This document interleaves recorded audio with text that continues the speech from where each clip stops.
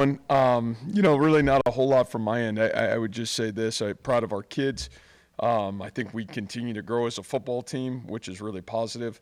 Um, Really grateful for our fan base. Great crowd tonight.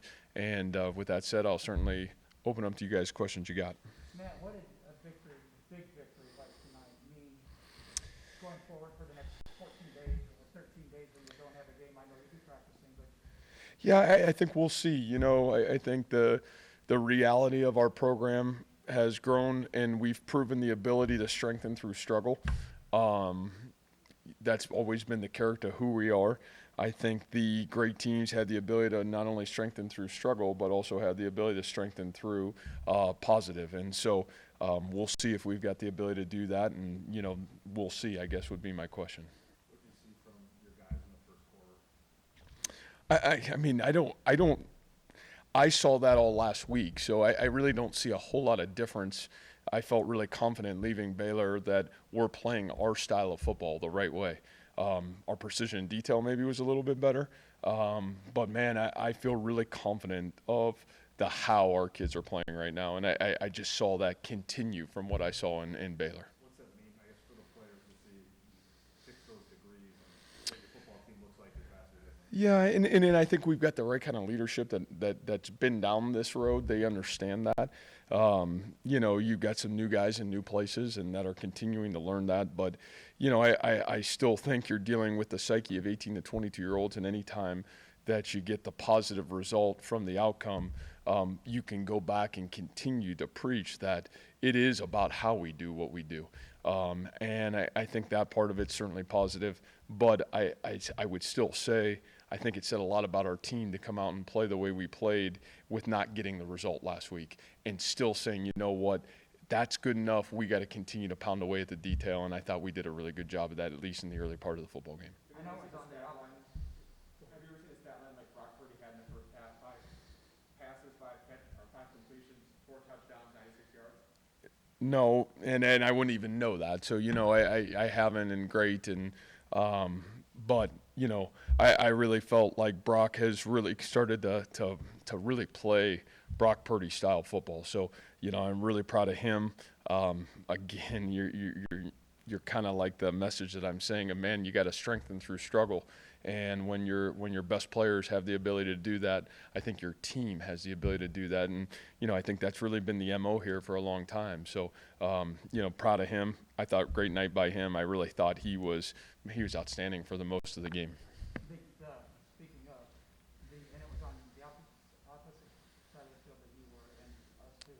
So you probably saw it on the replay, I'm guessing. The Purdy to Kohler, and then Charlie's, how he did that, I don't know what. Yeah, and again, I just say from, a Charlie Kolar standpoint, over the last 2 weeks, you're seeing a healthy Charlie Kolar, like I think you're seeing a healthy Brees Hall. So, I think certainly positive for the quarterback to have two A players that are getting back to a style of football, and not to demean what they did in the start of the season, but just you see those guys looking healthy and playing to their full potential. The stats jump up like 5 for 5, 4 touchdowns. The score jumps off the page. But what little things were you looking for in this game coming off last week's game? Yeah, I just think the attitude and the effort, like, man, you didn't get the result you wanted.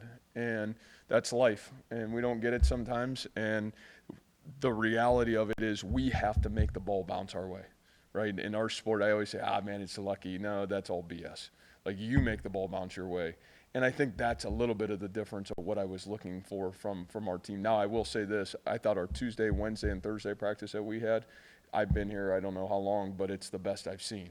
And so to me, those are great indicators that, what you do in practice is still, like, our sport's still real. Like, you have to practice well to play well. And if you're willing to do that, then, man, great things can happen. So, I think that standpoint of it, I was really proud of our kids, and just even the how they got to Saturday was really impressive to me. With as much as the young guys got to play, was there anybody that really jumped out to you or impressed you? Yeah, I probably not. We'll see in the game. The two young running backs continue to run the ball hard. Deckers ran it nice, threw it okay. They're all okay. We'll evaluate it. We'll see what it is. But to me, it's still great for them to get opportunities to play in the football game.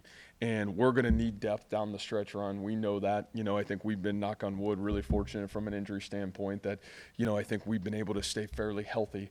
But, man, for those young guys, there's still no experience like getting under the lights and playing. And, it's great to see what those guys are doing so they can evaluate it, we can evaluate it, we can coach them, and then say, hey, how do we continue to get better?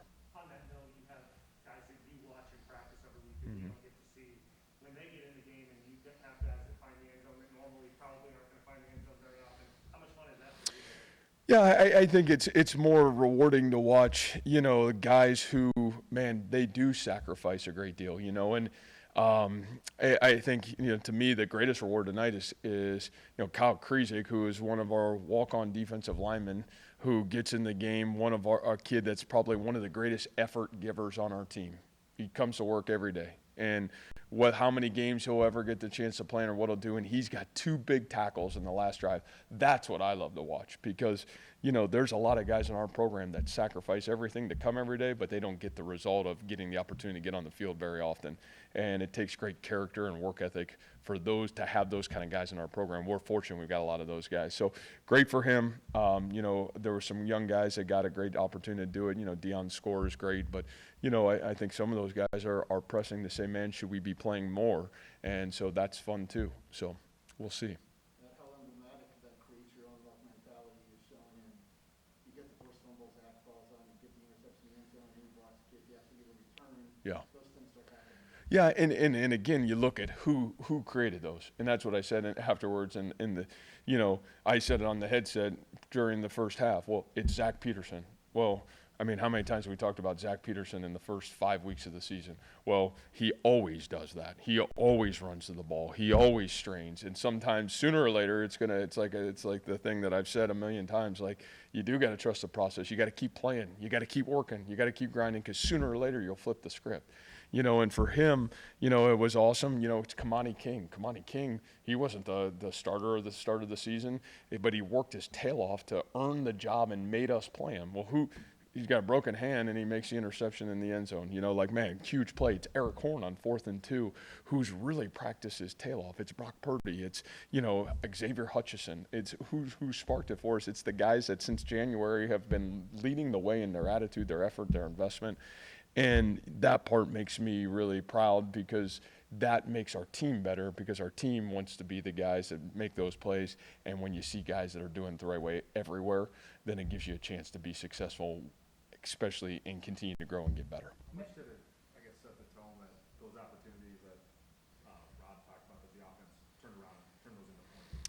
Yeah, I think big. Again, though, we've talked about this. There's a flow and momentum that we have to play in to be successful. And, I thought really we were able to find that early in the game. And, we've done that at times, and maybe not as consistent as we've needed to do in the first part of the season.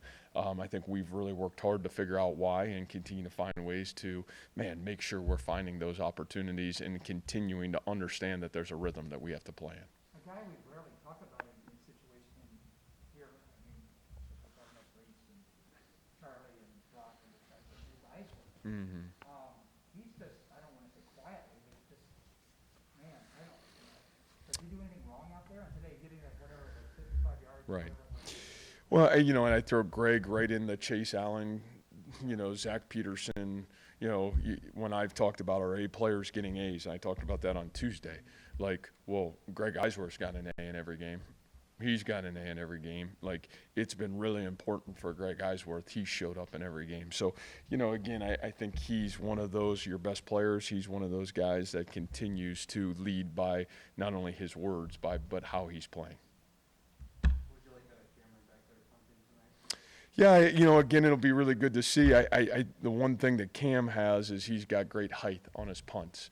I think hang time is something that, yes, distance is very important, but the hang time to allow the coverage to get down there and be successful is really important too. So, we'll evaluate it. We'll see where it is. I think it still continues to be a really good competition, and, we feel very fortunate and have faith that both guys will only continue to grow and get better. You talked a little about guys making the most of their opportunities generally. Yeah. for the first time. And it seemed like the ball wasn't even going to him originally. How big is that for him? And it seemed like the team, it was almost like a Landon Davis situation where the team kind of huddled around him and was super proud of him. Yeah, I think Jirel is one of those guys that, man, he does the dirty work for our team, and he's the guy that's, sometimes he's the lead blocker, sometimes he's in on short yardage to get the first down, and, to see that guy be rewarded because, you're right, he's probably the fifth read on that, and credit to Brock Purdy to get him the football, but man, it's awesome to see a guy like that be rewarded, and, sometimes that's frustrating because you want to be the guy, that's getting the ball, getting all the carries, and, you got to be mentally tough to keep grinding away at it, and I think for him, awesome, and what a great reward for him to be able to score a touchdown tonight. Both really had 8 tackles today. What have you seen from him so far in this young season that's been really impressive? Well, I would say elite young talent. He's a guy that really mature for a young guy to be able to, number one, have all these opportunities because he's, again, a young player that's demanded us to play him. He's come in here with a sense of purpose, starts on 2 of our special teams, and has really earned the right to get reps on defense. So really excited about him, where he's going, and certainly his future. We think he's got a chance to be really special. Last question for Coach. Awesome. Thank you, guys. Have a great night.